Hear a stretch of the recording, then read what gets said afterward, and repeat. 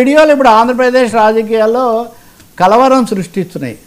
ఒకటి జనార్దన్ రావు వీడియో, రెండవది అతను రాయుడు అనేటటువంటి మాజీ డ్రైవర్ కదా, అదే కోట అతను చేసినటువంటి వీడియో. ఈ రెండు వీడియోల పట్ల రెండు రకాలుగా వ్యవహరించడం కూడా చూస్తున్నాం మనం. ఈ వీడియోనేమో చాలా సీరియస్గా అన్నిట్లో ఇదే వస్తుంది, అదేమో జనసేన తెలుగుదేశం వివాదంలో అతను చేశాడని చెప్తున్నటువంటి వీడియోనేమో అది మామూలుగా ఏదో జరిగిపోయిందే, దానికి ఏం పెద్ద ప్రాధాన్యత ఇవ్వట్లేదు. అదేమో శ్రీకాళహస్తి శాసనసభ్యుడిగా ఉన్నటువంటి బొజ్జల సుధీర్ రెడ్డి, అంతకుముందు జనసేనలో ఉండి చర్యకు గురైనటువంటి వినుతారెడ్డి, తర్వాత ఆమె శ్రీనివాస్ కదా, చంద్రబాబు ఆయన పేరు కూడా, వాళ్ళకు సంబంధించినటువంటి విషయం. ఇతను కూడా ఇంతే స్పష్టంగా చెప్తున్నాడు. ఏ విధంగా అయితే ఇప్పుడు జనార్దన్ రావు నాకు పలానా ఆయన చెప్పాడని చెప్తున్నాడు, అతను కూడా అదే చెప్తున్నాడు. నువ్వు డ్రైవర్గా అక్కడే ఉండు, వాళ్ళ విషయాలన్నీ నాకు చేరవేస్తూ ఉండు, తగిన సమయంలో ఇదిగో ఇంత ఇస్తాము, అందులో అడ్వాన్స్ కూడా ఇంత ఇచ్చారు, ఇంకా ఇవ్వలేదంటే అది కూడా నాకు ఇచ్చారు. అయితే వాళ్ళలో ఒకరికి పదవి వచ్చేసరికి ఈమె దాని మీద ఫిర్యాదు చేశారు జనసేనానికి, అప్పటి నుంచి కథ అడ్డం తిరిగింది అని చెప్తున్నాడు. మరి ఇంత జరిగి వాళ్ళని అరెస్ట్ చేశారు, మళ్ళీ ఎక్కడో హత్య జరిగితే మళ్ళీ బెయిల్ మీద వదిలిపెట్టారు. ఇప్పుడు దీని మీద చర్చ జరుగుతుంటే ఆ ఎమ్మెల్యే గారేమో నాకేం సంబంధం లేదు, ఇదంతా కల్పితం, బెయిల్ మీద వచ్చినంత మాత్రాన ఏం నిర్దోషులు అయిపోరు అని చెప్తున్నారు. కానీ ఆ రెండు పార్టీల అధిష్టానాలు ఎందుకు మౌనం వహిస్తున్నాయి? జనసేనలో కొంతమంది ఏమో గట్టిగా మాట్లాడుతున్నారు. మీకు అనేక విషయాలు నేను చూసా, ఒక చర్చలో ఎక్కడో అడ్వకేట్ కూడా వాళ్ళకి సంబంధించిన ఒక ఆయన మాట్లాడుతున్నారు, ఇంకొక ఆయన చాలా ఆవేశంగా మాట్లాడే మిత్రుడు ఒక ఆయన చాలా ఆవేశంగా మాట్లాడుతున్నాడు. 2 రోజులు ఆగండి, అన్ని విషయాలు బయటకు వస్తాయి, అన్ని ముసుగులు తొలగిపోతాయి, ఈ పద్ధతిలో ఆయన మాట్లాడుతున్నాడు. కానీ ఏలుతున్నవారు ఎందుకు మాట్లాడలేదు?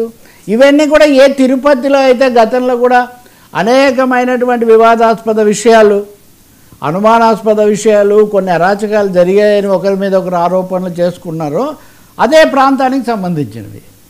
This is second. కాబట్టి ఈ వీడియో కూడా నిజంగా అధికారంలో ఉన్న రెండు పార్టీలు, వైసీపీ టీడీపీ లేదా వైసీపీ జనసేన అంటే న్యాచురల్ అనుకోవచ్చు. కానీ జనసేన టీడీపీల మధ్యలోనే ఎడతెగని వివాదం ఇన్ని రోజులు జరుగుతుంటే, హత్యలు, అరాచకాలు, ఒక విధంగా బ్లాక్ మెయిలింగ్లు, ఒకరినొకరు పురికొల్పడాలు, డబ్బులు ఇవ్వడాలు, మళ్ళీ వాళ్ళలో కొంతమందికి పదవులు రావడాలు, ఇవన్నీ జరుగుతూ ఉంటే ఎటుపోతూ ఉంది పరిపాలన అనేది ఒకటి. ఈ ప్రశ్నలను ఎందుకు పోలీసులు కానీ పాలకులు కానీ ఎందుకు ఉపేక్షిస్తున్నారు? దీని మీద ఒక కన్సిస్టెంట్ స్టాండ్, ఒక ఖచ్చితమైన దృఢమైన స్థిరమైన సమాధానం ఎందుకు ఇవ్వడం లేదు? ఇది తేల్చాల్సిన అవసరం చాలా ఉంది. ఇది పవన్ కళ్యాణ్కు జనసేన నాయకత్వానికి కూడా సవాలే. ఆ పార్టీ వాళ్ళు కూడా కొంతమంది అడుగుతున్నారు, వీళ్ళదే పొరపాటు ఉంటే వీళ్ళదని చెప్పండి, వాళ్ళదుంటే వాళ్ళదని చెప్పండి, అసలు సమస్య అంటూ ఉంటే అదన్నా చెప్పండి.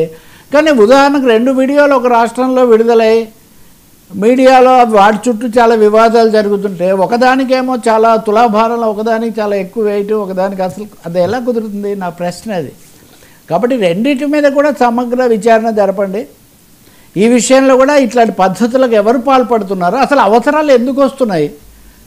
కూటమి అని అన్న తర్వాత కూటమిలోనే ఈ పరస్పరమైనటువంటి కుటిలమైన దాడులు, కుట్రలు ఎందుకు సాగుతున్నాయి? మరి మీలో మీరే ఇన్ని చేసుకునే వాళ్ళు ఇతరుల పట్ల చేస్తారేమో అని సందేహాలు కూడా వస్తాయి కదా. ఇవన్నీ లాజికల్ క్వశ్చన్స్ అంతే, ఎవరి మీద నిర్దిష్టంగా కాదు. అందులో అధికార పార్టీ శాసనసభ్యుడు అయినప్పుడు వాళ్ళ నాన్న కూడా చాలా సీనియర్ కదా, అప్పుడు చంద్రబాబు సహచరుడు కూడా. కాబట్టి తప్పకుండా దీన్ని సొంత జిల్లా ఇప్పుడంటే 2-3 ఇవి ఉండొచ్చు. కానీ కాబట్టి these questions require specific immediate answers. ఆ ప్రభుత్వానికి సంబంధించే కాదు, ప్రజా జీవితంలో ప్రశాంతతకు సంబంధించి కూడా సమాధానాలు రావాల్సిన అవసరం ఉంది. సార్ ఋషికొండ కూడా పీపీపీ, కాకినాడ సజ్జప్రద, గిరిజన భూములకి ఎసరు. ఇప్పుడు సర్వం ఇప్పుడు పీపీపీ కదా. పీపీపీ అంటే దాని గొప్పతనం తెలియదని నేను ఒక పేజీ రాసాడు మొత్తం.